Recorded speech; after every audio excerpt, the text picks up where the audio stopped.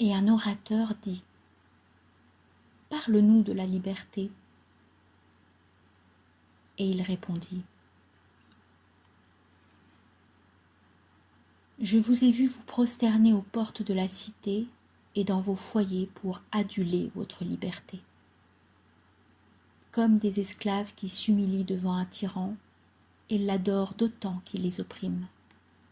Oui, dans les jardins du temple et sous les murs de la citadelle, j'ai vu le plus libre d'entre vous porter sa liberté comme un joug et des bracelets de fer.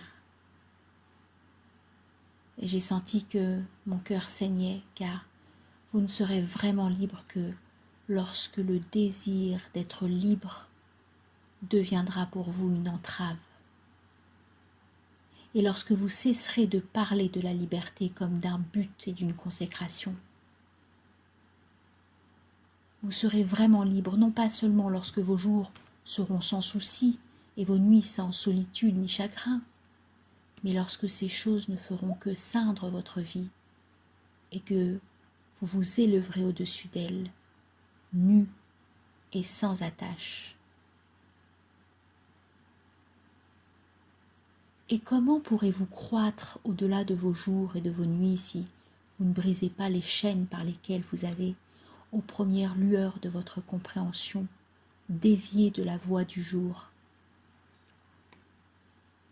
En vérité, ce que vous appelez liberté est la plus lourde des chaînes, et vous êtes ébloui par ces maillons qui brillent dans le soleil.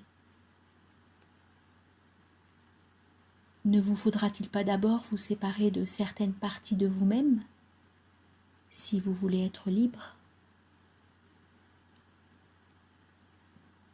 S'il vous apparaît qu'il vous faut commencer par abolir une loi injuste, n'oubliez pas que c'est vous-même qui l'avez inscrite sur votre front.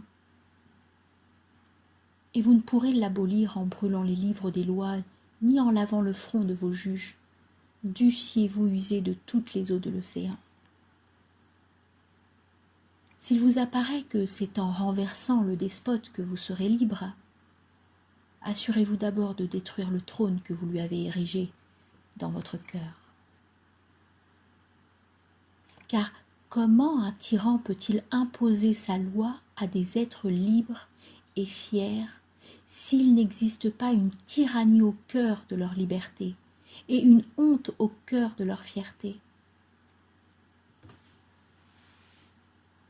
Et si c'est d'une inquiétude que vous voulez vous délivrer, n'oubliez pas que celle-ci fut bien moins imposée que choisie par vous-même.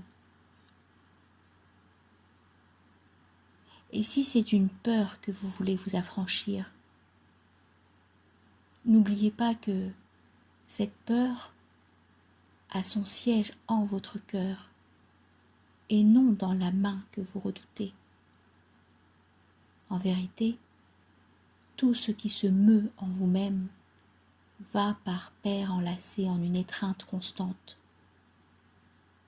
Ce que vous désirez va avec ce que vous redoutez, ce qui vous répugne avec ce qui vous est agréable, ce que vous recherchez avec ce que vous fuyez. Ces choses se meuvent en vous en jeux d'ombre et de lumière, où les unes ne vont pas sans les autres.